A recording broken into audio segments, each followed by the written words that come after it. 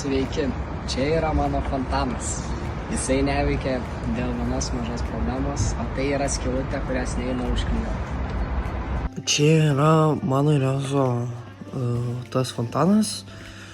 Viskas yra su juo gerai, bet yra viena problema, kad nebėga vanduo, nes yra šitas kreivas šiaudelis, tai todėl nebėga vanduo.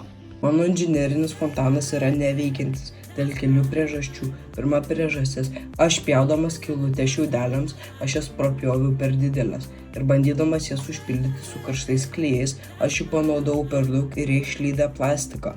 Antra priežastis, aš bandydamas įtaisyti šiaudelius, aš jas įtaisiau kreivai ir dėl to vanduo nekyla į viršų fontano.